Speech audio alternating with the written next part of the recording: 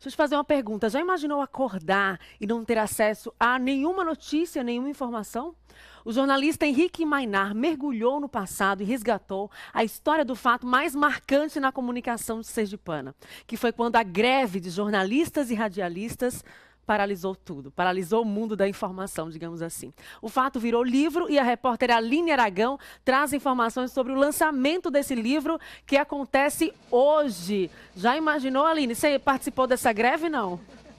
Não, eu não sou tão novinha, mas para estar participando da greve, acho que não dava não. Mas olha, uma obra muito esperada, está aqui na minha mão, grande repercussão, Tamires, muita gente aí falando, repercutindo muito bem. O lançamento dessa obra já é um sucesso antes mesmo de ser lançada. Isso aqui com o Henrique Mainar, que é o autor dessa obra-prima muito esperada, muito comentada. Como é que está aí a ansiedade, a expectativa para o lançamento dessa obra que já está repercutindo e tão bem? Bom dia, Henrique. Pois é, bom dia, Aline, bom dia, Tamires. Tá uma expectativa muito alta, né? Uma ansiedade muito grande. Meu primeiro livro reportagem, né? Marinheiro de primeira viagem, né? Com alguma dificuldade organizando algumas coisas ainda, mas com muita tranquilidade e para contar um pouco da história, tanto da imprensa de Sergipe quanto da nossa categoria, né? Dos jornalistas e radialistas de Sergipe.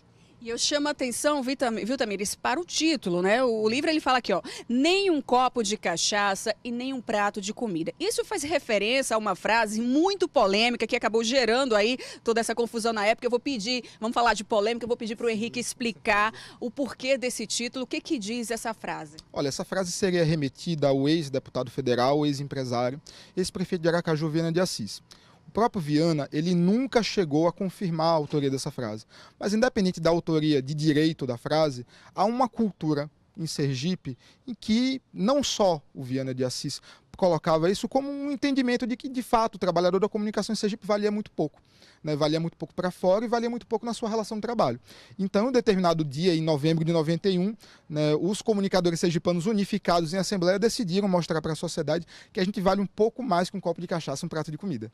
Pois é, eu soube, o Henrique estava me contando aqui, já adiantando aí detalhes do livro, que a mulher, a presença feminina teve uma participação aí importantíssima nesse movimento. Isso, assim, no primeiro momento em que a presidência do Sindicato de Jornalistas estava na mão à frente de uma mulher, da Luzinete Silva. Né? Então, em um período de subrepresentação, de participação política das mulheres com muita dificuldade, se hoje a gente já discute isso de forma sistemática, de forma mais significativa, imagina 26 anos atrás. Então, uma greve que era presidida por uma mulher naquele momento, né? Ela estava em uma gestação de risco, a Luzinete, que inclusive está em Curitiba, não vai poder vir hoje, e também com militantes que cumpriam um papel muito importante, né? Nilra Belfort, né? Ofélia Onias, a Rita Oliveira, e dentre uma série, né, de jornalistas e radialistas que cumpriram um papel muito importante naquele enfrentamento e naquela batalha salarial. No livro você narra aí esse fato marcante na imprensa do nosso estado, mas você resgata para hoje, faz uma perspectiva em relação à atualidade? Sim, até porque o cenário não muda muito. Né? Do ponto de vista do cenário de Aracaju, né? A gente vivia um momento difícil, a inflação, né? A gente estava no segundo ano do governo Collor, na antessala do impeachment do Collor. Né? Então havia uma série de questões, né, que a gente não vive hoje. Mas do ponto de vista da relação com a comunicação, com os veículos, eu acho que retratar essa história, até porque a memória é um campo de batalha, né? A memória ela não está lá para ficar como uma gavetinha na cabeça da gente. A memória ela surge para a gente entender o presente e projetar o futuro. Né? Então tem muita coisa daquele ano de 91 que é perfeitamente aplicável nos dias de hoje para a gente refletir, para a gente transformar.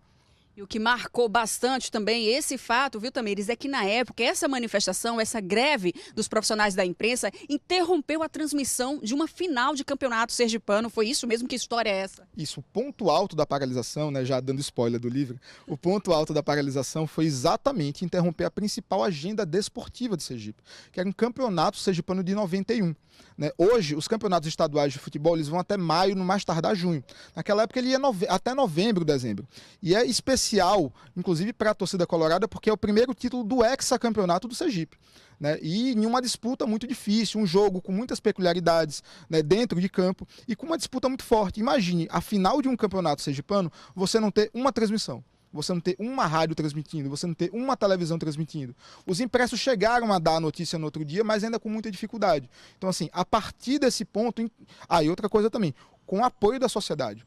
A sociedade que estava presente no estádio apoiou a paralisação e ficou ao lado dos funcionários. Outros sindicatos, outros movimentos que também apoiaram. Perfeito. Outros sindicatos, inclusive, deram um apoio logístico às categorias, porque você não imagina uma categoria tão dinâmica para a sociedade como a categoria dos comunicadores paralisar, né? Então, era inédito para todo mundo, é inédito para a gente, hoje era inédito como fazer aquilo. Então, alguns sindicatos foram muito importantes. O Sindipetro ajudou bastante, o Sindiminas ajudou bastante, né? A CUT cumpriu um papel importante naquele momento, e os setores que hoje compõem a CTB. E a CSP com lutas também.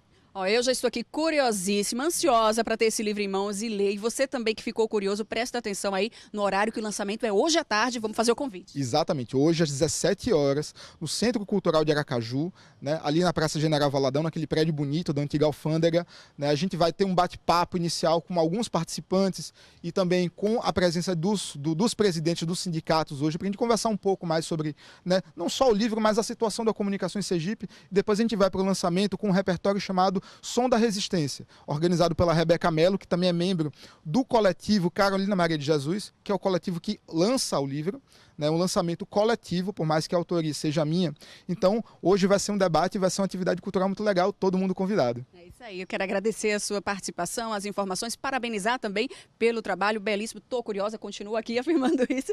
E estão todos convidados, hein, Tamires? Obrigada, Aline Aragão. Também estou curiosíssima, afinal de contas, é um pedaço da nossa história, um pedaço da nossa profissão, da comunicação aqui em Sergipe. E que bom que na época os profissionais não calaram a voz, se organizaram e foi possível, sim, realizar uma greve, sinal de que a categoria está viva.